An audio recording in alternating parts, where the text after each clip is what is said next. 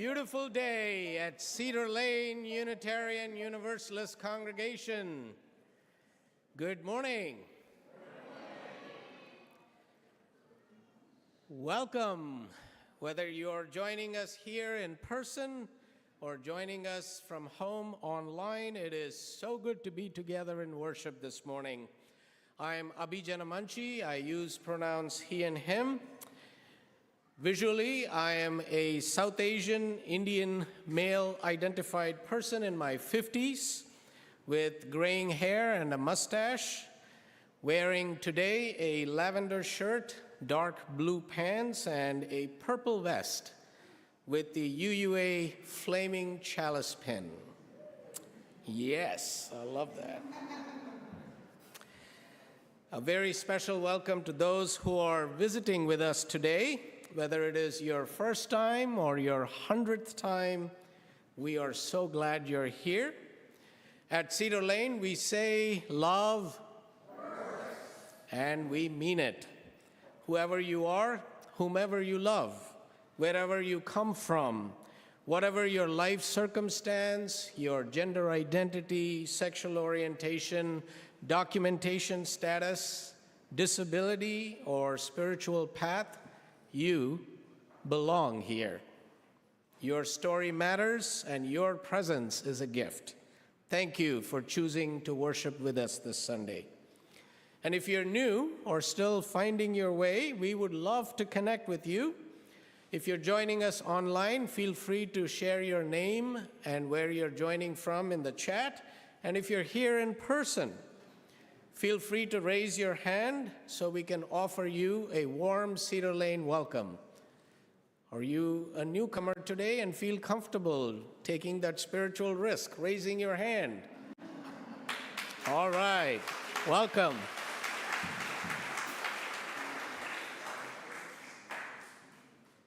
After the service, we hope you will stay for our special summer potluck.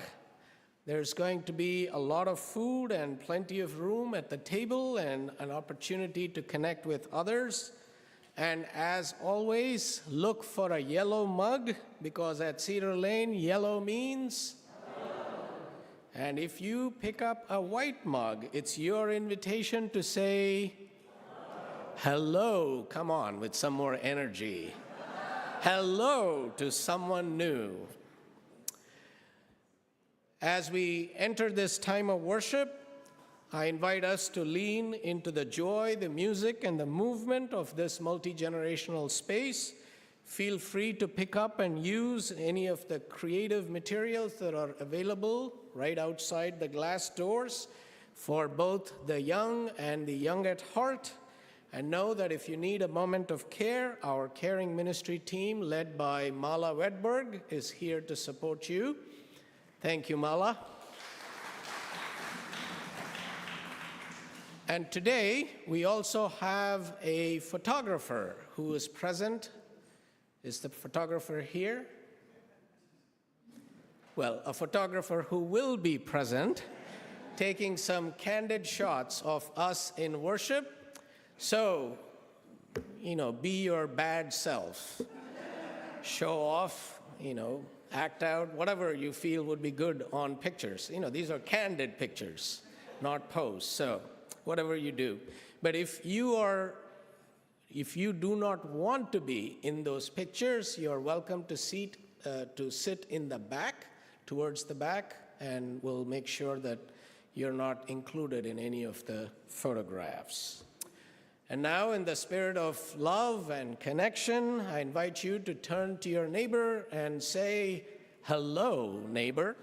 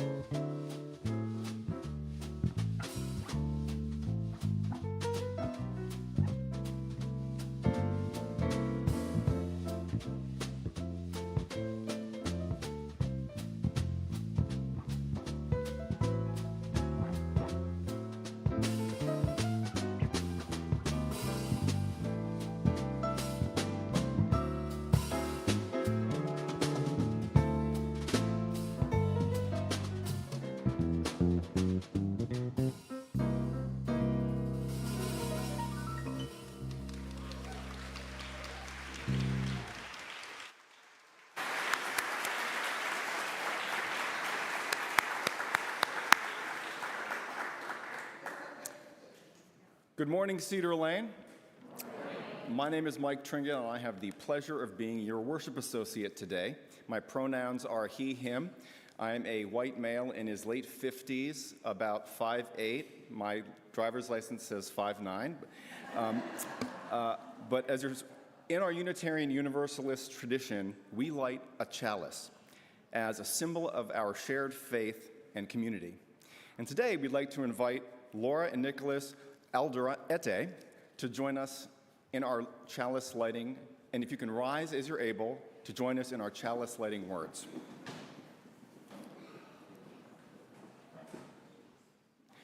We light this chalice for the being and the becoming, for the questions that shaped us and the values that hold us still. We light it for those who came before us, whose courage lit the path, and for those who come after, who will carry the flame forward.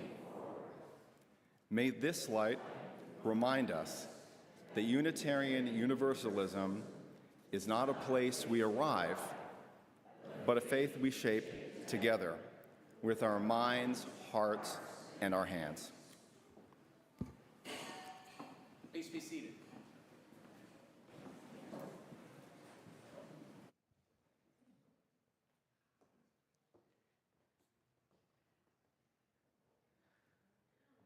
This morning, we gather for a sacred moment to welcome a child into the embrace of our religious community, to honor the love and the hope that surround her, and to bless the journey that lies ahead. Across time and tradition, people have come together in rituals like this one to celebrate new life, to give thanks, and to make promises. Today, we join that long thread of human connection across faith and tradition as we dedicate this child. Would you like to come?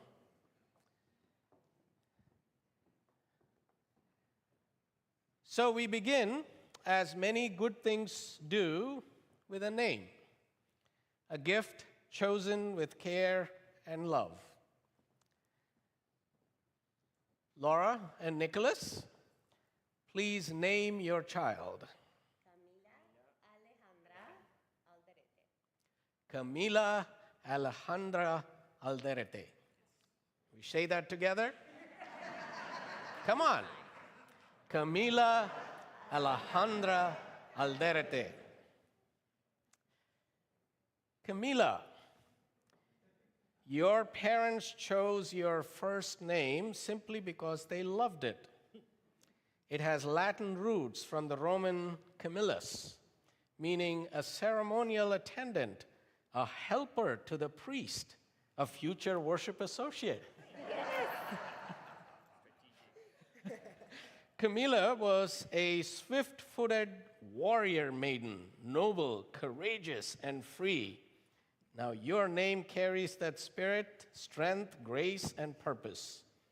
Now, your middle name, Alejandra, carries even deeper meaning. It is the name of your paternal grandmother, a remarkable woman who was a surgeon, a full-time mom, and in your father's words, a total badass. She was strong-willed, fiercely loving, and full of humor. Now, though you won't meet her in this life, her name lives in you, and with it, a piece of her spirit. Her love, strength, joy moves forward into this world. And your surname, Alderete, is well known in Argentina with roots in Spanish-speaking regions, especially Galicia, and shared by notable footballers like Elias and Reynaldo Alderete. And now, we turn to the promises that hold this moment in place. Laura and Nicholas, do you promise to guide Camila with patience and tenderness, to nurture her curiosity and her spirit, to share your values, your stories, and your love? If so, please say, "We do." We do. All right.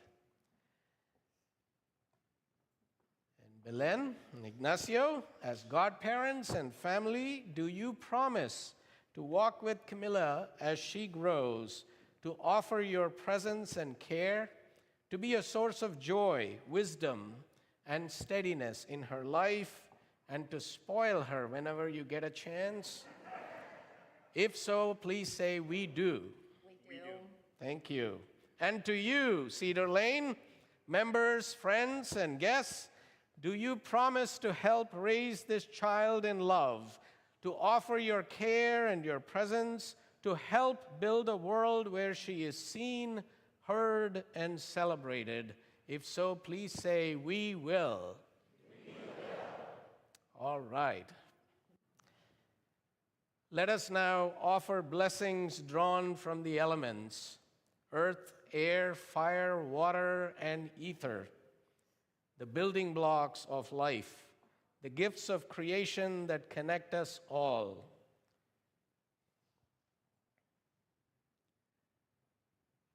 Camila, we bless you with earth, strong and steady.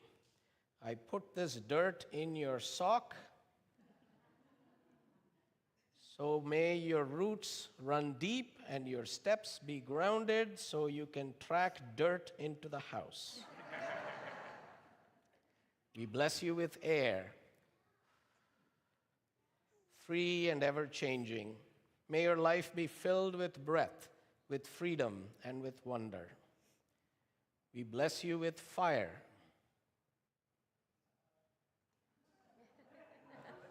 Not directly. Not too far. Come on. Bright and warm, may your spirit shine with creativity, courage, and joy. And the messy part, we bless you with water, clear and flowing. May your heart stay open, tender, and resilient. And we bless you with the ether, the mystery that connects us all. May you always know that you belong and that you are never alone and a part of the song of the universe. Live long and prosper. And now we offer you this rose. Yeah. Thornless and beautiful as a symbol of love and promise. Camila, may your life be filled with beauty even when it is hard. May you carry kindness into the world and become a blessing to others. And now, in the presence of love and this gathered community, we dedicate you, Camila Alejandra Alderete, to a life of joy and learning, courage and compassion. May you grow into your fullest self, rooted in grace, surrounded by care, and always held in the arms of this family and this community. Let us say together, you are a blessing. You are blessed. And you are blessed. You are blessed. So may it be. Amen. Thank you. All right.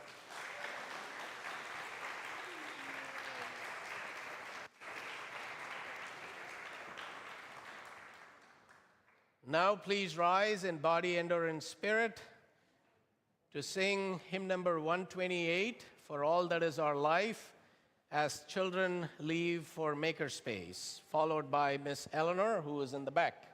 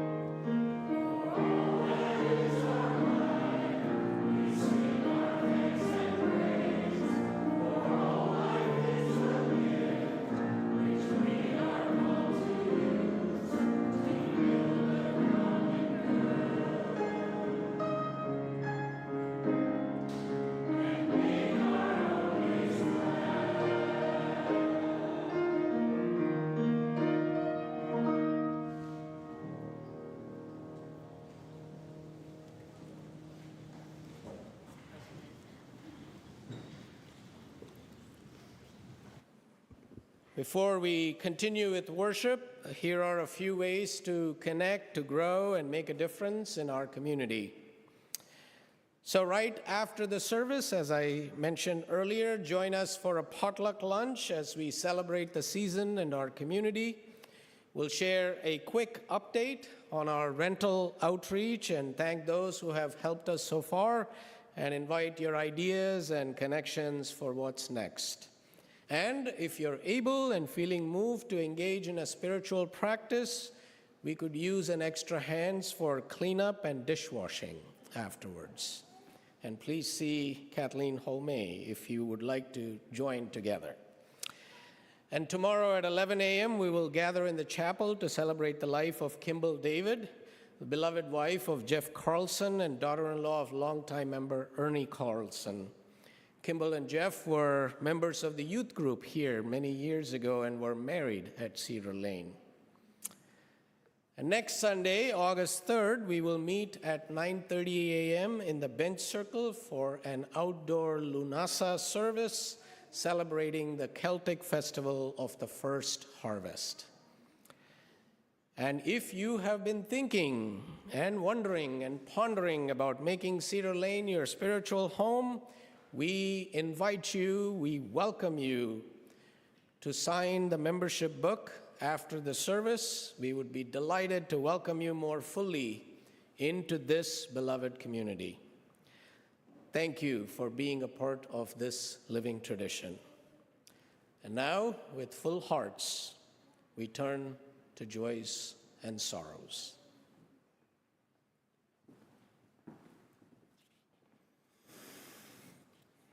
As we enter this quiet moment together, I invite you to pause, take a breath, and let yourself arrive fully here in our care and presence. This is the time we honor the fullness of life, the joys that lift us, the sorrows that weigh on our hearts, and the questions we carry. Whatever you bring today, know that you do not carry it alone. Here within our Cedar Lane community, we have a joy to celebrate with Bill Babson, whose mother Helen turns 105 today in Acton, Massachusetts. So that's a remarkable milestone. Congratulations. We wish her 105 more. And we have a sorrow. We hold with care and sympathy Andrew Batcher, our social justice coordinator, whose brother passed, Matthew Batcher, who died last Saturday in Germantown, Maryland. We also hold in the broader community those who journey through loss and uncertainty, federal workers and others facing insecurity, immigrants seeking safety, women, people of color, our trans beloveds who are confronting injustice, and anybody living with illness, disability, or grief. And our hearts stretch to the wider world, to all who live under the shadow of war and violence. We hold especially the people of Gaza, where hunger and starvation have reached catastrophic levels and families struggle to survive every day. In this spirit of compassion and connection, I invite those of you who are able to rise in body or spirit to speak the names that you carry here on your hearts and to share them in the chat for those of you online.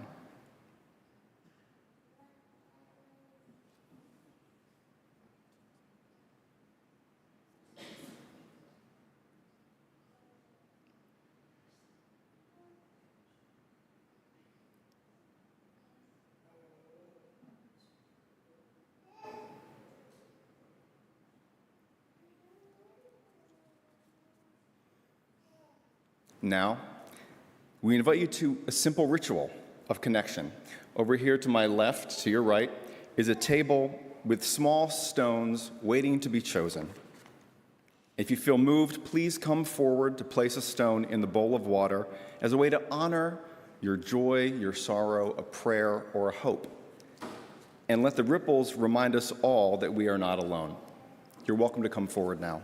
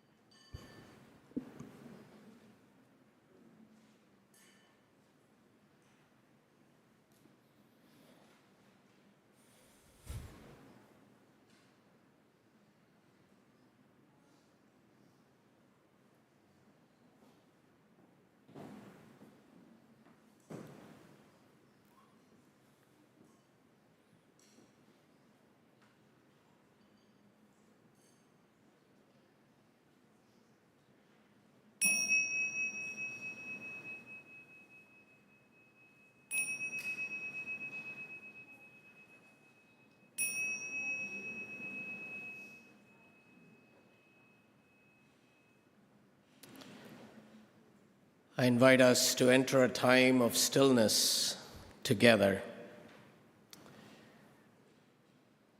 Feel your feet resting on the floor. Let your shoulders ease. Let your hands rest gently in your lap.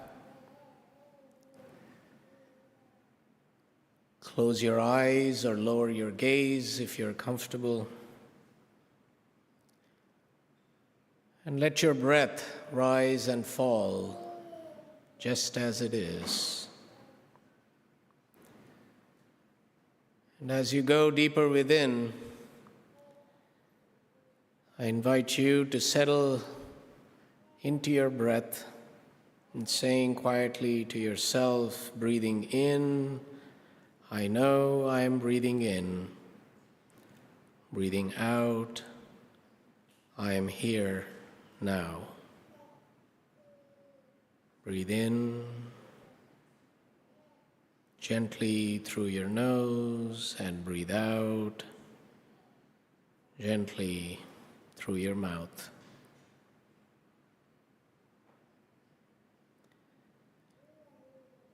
And we now turn to the Tibetan Buddhist practice of Tonglen, a meditation of compassion, of breathing in suffering and breathing out ease and peace.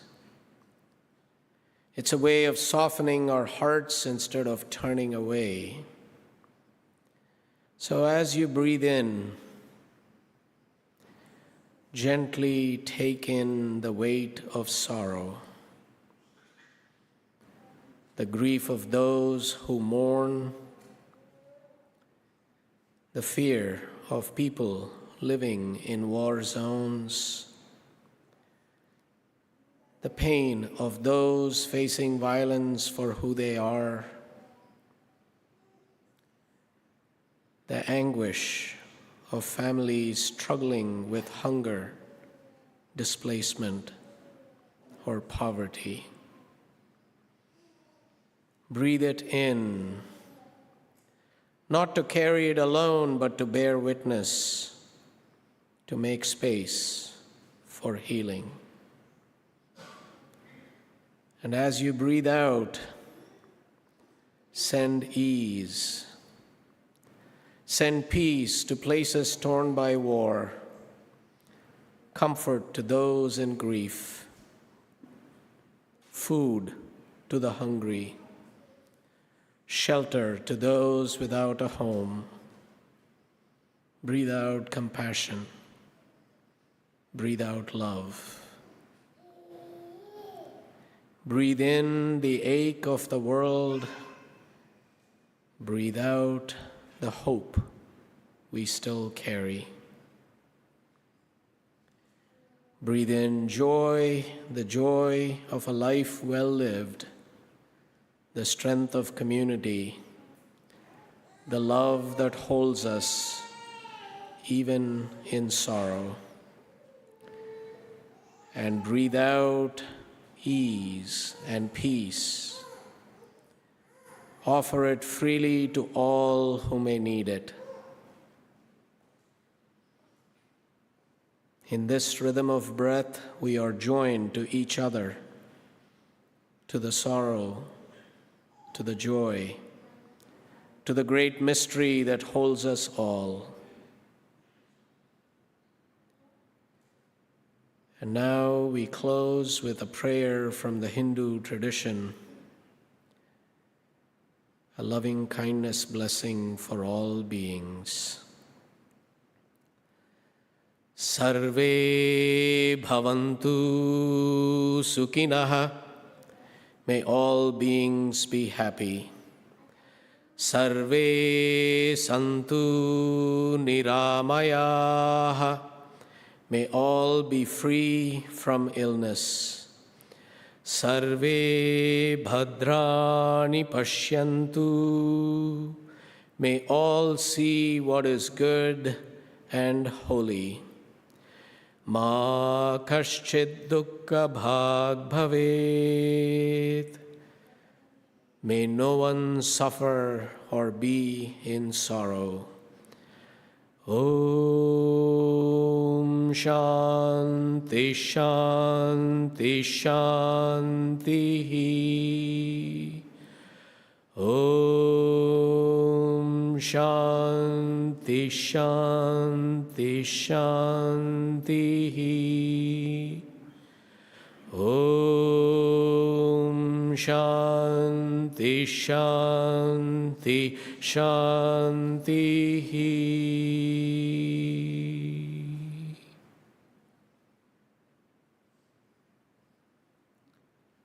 So may it be. Blessed be.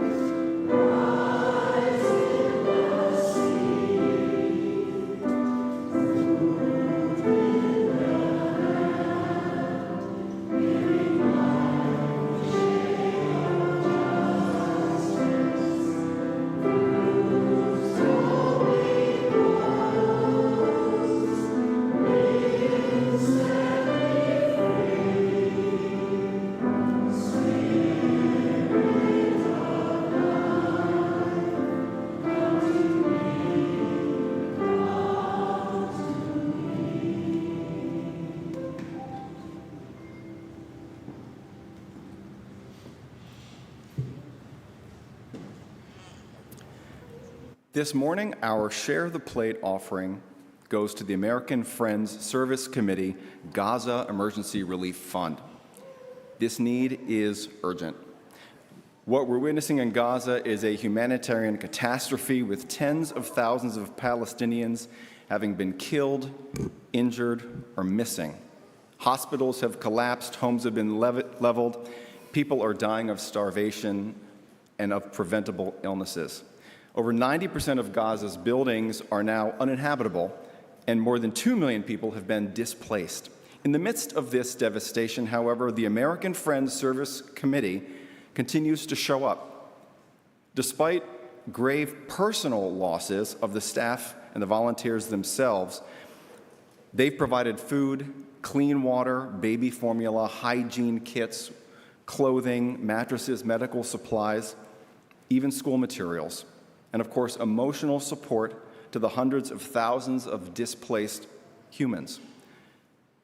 They are reaching the most vulnerable: children, seniors, pregnant women, people with disabilities, those living with makeshift shelters with no access to even the most basic care. As of mid-June, the committee has provided food and water to more than 1 million people. And with our support, they can continue to do this while also calling for peace and justice and for a permanent ceasefire. If you're wondering how can we respond to this, this is one way: by giving online, by giving by text, or by giving by mail, or placing your gift today in the plate as it passes by. Every donation helps, and every act of love matters. The offering will now be given and gratefully received.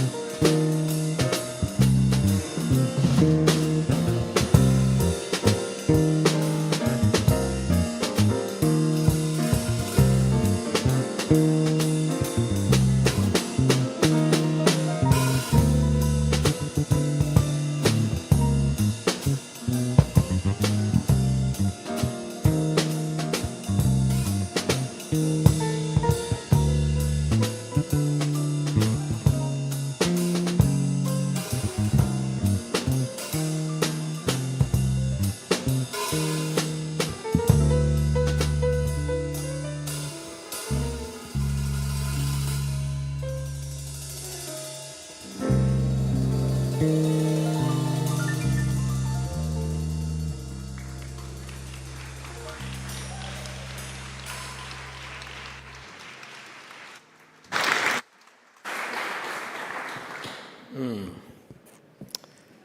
you, Chris, Jeff, and Alex, for the wonderful music today. Wow. Thank you.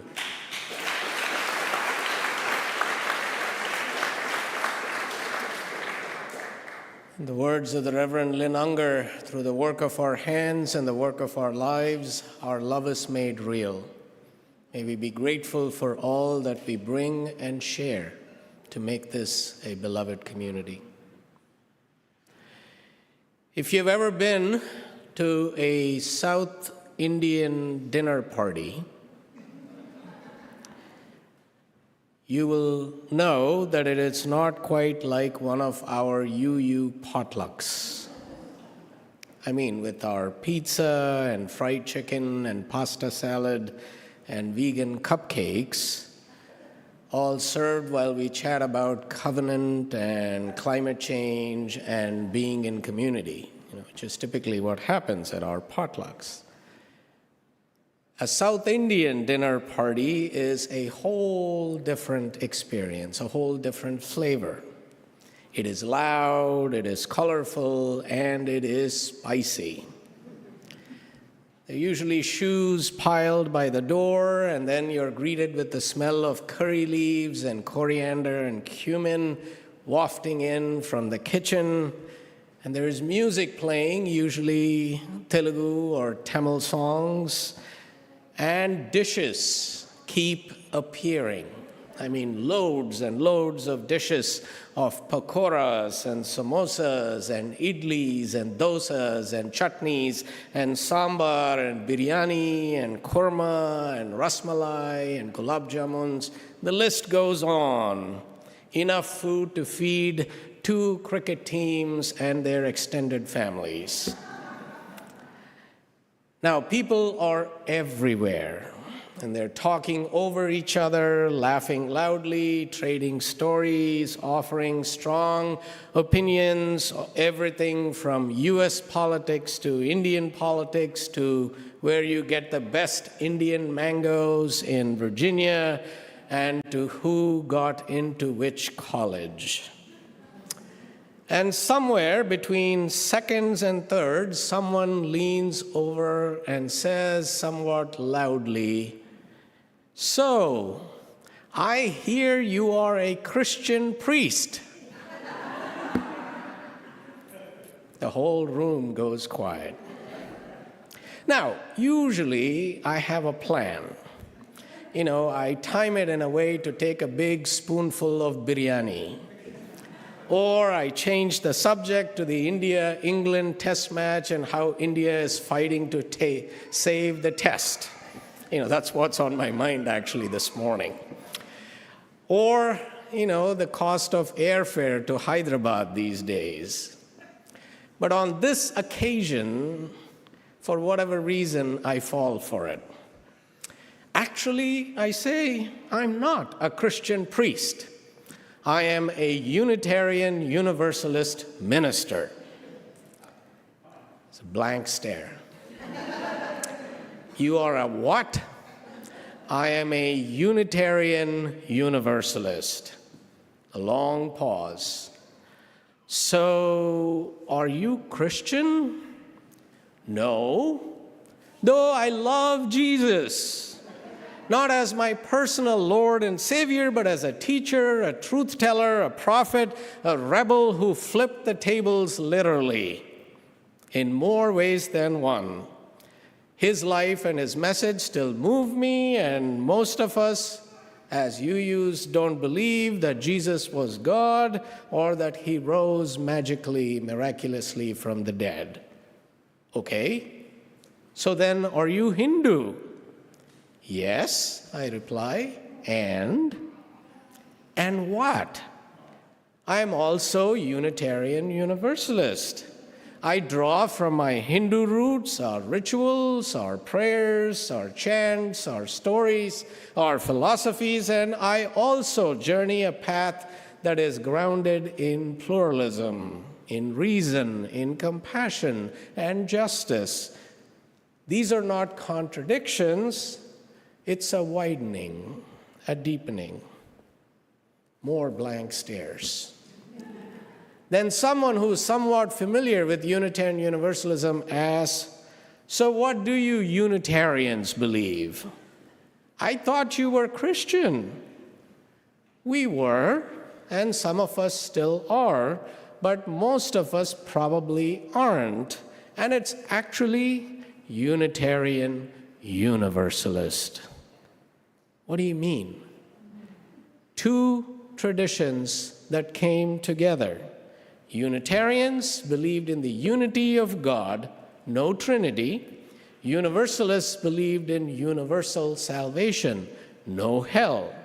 They started separately back in 1825 and 1793 in this country, and they consolidated in 1961. It was an arranged theological marriage. Now, some are nodding like they get it. Unitarian Universalists, that's a mouthful. Yes, sounds like a committee came up with it. How did you guess? So do you believe in God?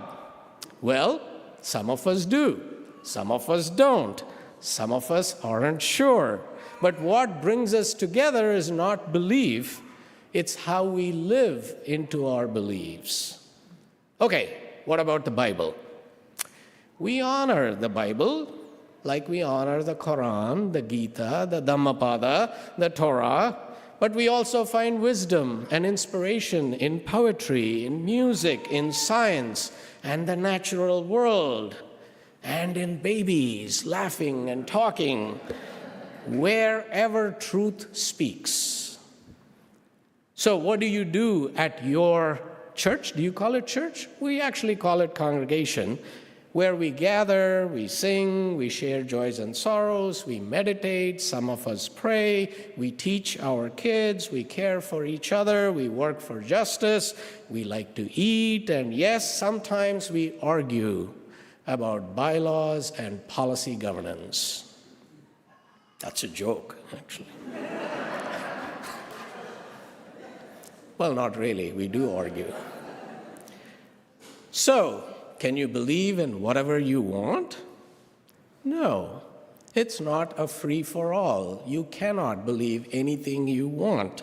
It's about believing what you must, what rings true to your deepest self and your conscience. We are a value-centered, not a belief-centered religion. Now, at this point, I usually offer some reassurance that whatever we believe, we do not pose any credible threat to the peace and success of that evening's dinner party. So everyone is relieved, and someone even says, you know, that's kind of how I feel about religion too, which is why I do not go to the temple or any religious community. And then people realize it's getting late, they put on their shoes and they drift out into the night, and I am left wondering, as I often am, did I say what I meant to say? Did I name what makes this faith so beautiful, so bold, so worth choosing, so complicated? And that is the end of this fictional version of a story that I have stitched together from many real ones I have had over the years, and it all ends in the same way, with me still searching and fumbling for words. So, all this prologue to say, I want to try again today. I want to share what it means to become a Unitarian Universalist, not to be one, but to become one. Because ours is not a fixed identity, a destination that we arrive. We are a living tradition, a lifelong unfolding. We don't arrive here through a checklist of beliefs or non-beliefs. We arrive through a series of affirmations. Affirmation, truths we make firm by how we live. Now, Dr. Maya Angelou once shared a story on an NPR interview about a Christian evangelist who came up to her and proudly declared, "I am a Christian," to which Dr. Angelou responded, "Already?" That response, "already?" carries such grace. It reminds us that becoming is the real work. Unitarian Universalism is not an arrival, a destination, but a path we journey together. And each of us answers the what, how, where, when, and why a little differently. And today I want to share a few of my affirmations. Not all of them, but enough to begin again. First, to become a Unitarian Universalist is commit to what the Reverend Dr. Bill Schultz calls the fragile art of radical hospitality. It means widening the circle again and again, not just with a smile and a hello to someone holding a yellow mug in the fellowship hall after service, but by asking the deeper questions. Who's not here? Who's not being heard? Who have we, perhaps without even realizing it, quietly decided doesn't quite belong here? Hospitality in this tradition isn't just about opening our doors, it's about opening our hearts and our hands wider. It means welcoming people not only when they're polished and smiling, but also when they're grieving and tired and angry or grumpy or unsure. It's about receiving one another in the fullness of who we are, including the parts we are still struggling and learning to live with. The late Darrell Fashing, who taught religious studies and ethics at the University of South Florida, offers a distinction that stays with me. I have shared this before. In his book, Ethics for a New Millennium, he writes about sacred societies and holy communities. Sacred societies, he says, are bound together by a shared identity that says who is in and who is out.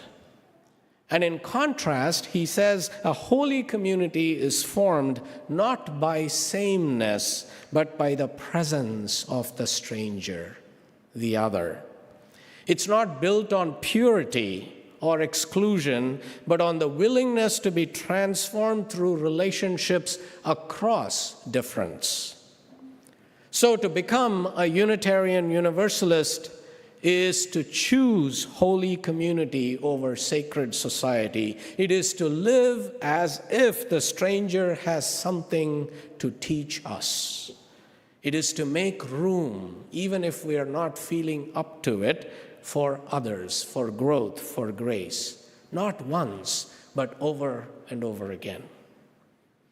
Second, to become a Unitarian Universalist is to engage with pluralism, not just to celebrate diversity as the cliche goes, but to live with it.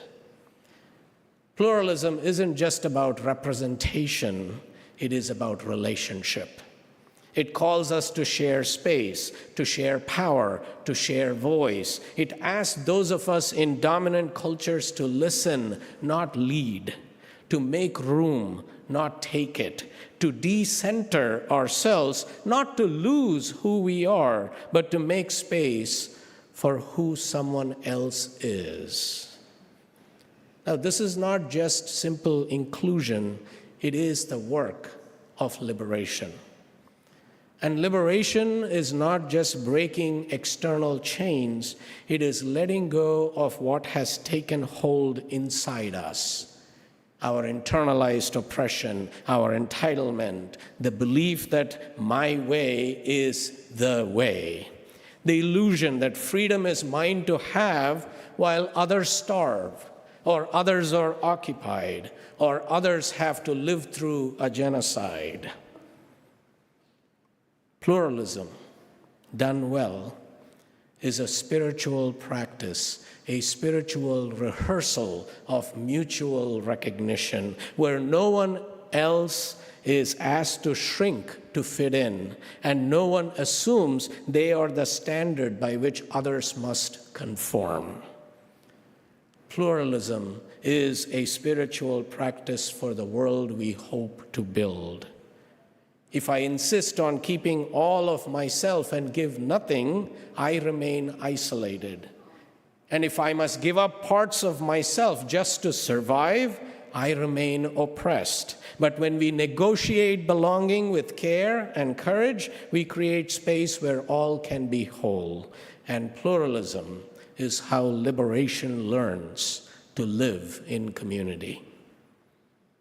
Third, to become a Unitarian Universalist is to affirm and practice interdependence, to live as if we truly belong to one another and to this earth, because we do. Our well-being is not separate from the well-being of all others, of ecosystems, of future generations, of communities we may never meet. The climate emergency that we are in has made this painfully clear. It is not just environmental, it is moral, it is spiritual, it is political. It reveals who we value, whose lives are deemed expendable, and it asks us, what will we do? To become Unitarian Universalist is to say we will act, we will care for the earth, for each other, for the future together. Because interdependence is not just the latest UU value we affirm, it's a truth we are called to live. Fourth, to become a Unitarian Universalist is to be a living sanctuary. Not just a building or a shelter, but a way of being, a refuge where people can show up fully as themselves. Sanctuary is what we become when we look at those the world tries to erase and say without hesitation, you belong here. You are sacred. You are safe here. Not just when it is easy, but when it is costly. Because sanctuary isn't always safety, it is solidarity. It is choosing to be together, to rise together in dangerous times. It is resistance rooted in love. And we know how to do this. We have offered sanctuary to immigrants facing deportation. We have marched, organized, fed, welcomed, protested, prayed. But sanctuary is not a chapter we have finished. It is a calling we return to. It lives in our bodies, our choices, our covenant with one another. In this moment when trans lives are being erased, when immigrant families live in abject fear, when injustice keeps shifting shape, we gather, we sing, we rest, we rise. We become sanctuary in the way we protect and uplift, not so people can hide, but so they can fly. And through it all, to become a Unitarian Universalist is to put love at the center, not as sentiment, not as feeling or a hallmark moment, but as the heart of our theology, the foundation of our commitments. Love is not the icing on the cake, it is the recipe. It is the practice. The power that calls us into relationship, stretches us towards justice and equity, and keeps us showing up when it would be easier to stay home. You see, our Universalist ancestors proclaimed that love is not the reward at the end of the story. Love is the story. Love is the source. Love is the measure, and across traditions and generations, we return to that same truth. There's a phrase I carry with me from the Tamil tradition, Anbe Shivam. Love is God. Not God is love. Love is God.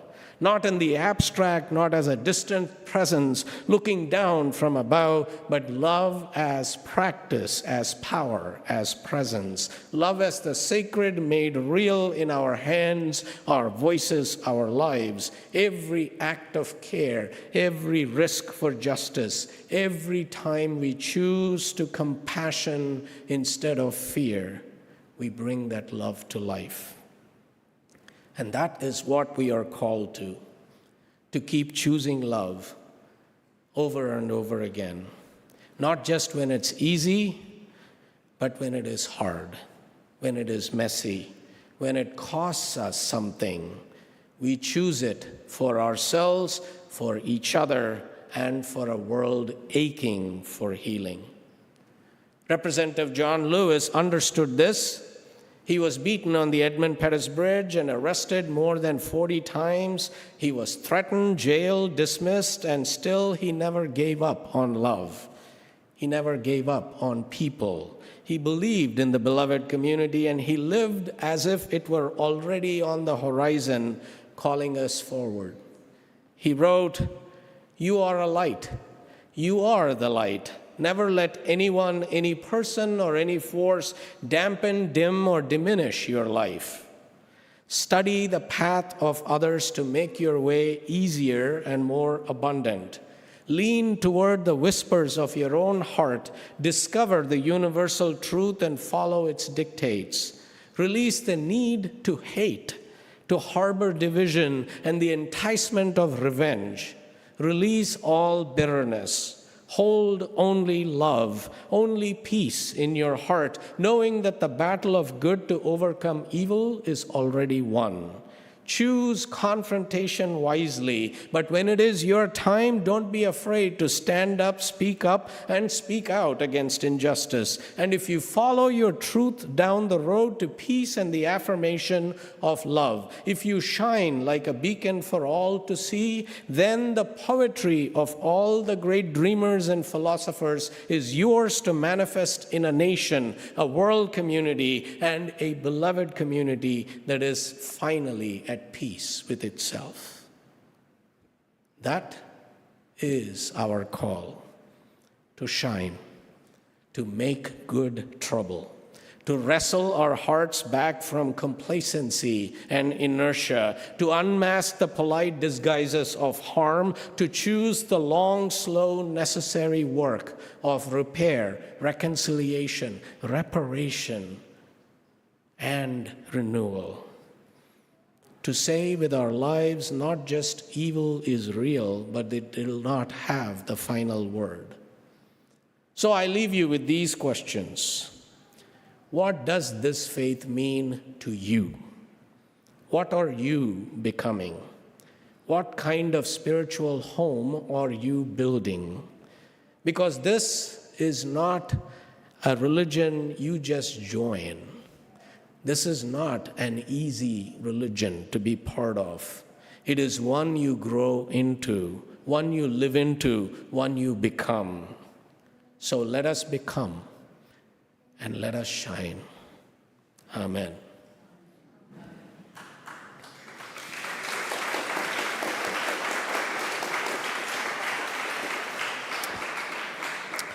And now, as we prepare to sing, I invite you to rise in body and/or in spirit, and let this spiritual carry our shared commitment into the world, this little light of mine. Friends, let us sing like we mean it. Not the you way, but the real way. Let us sing like we believe it. So let it shine.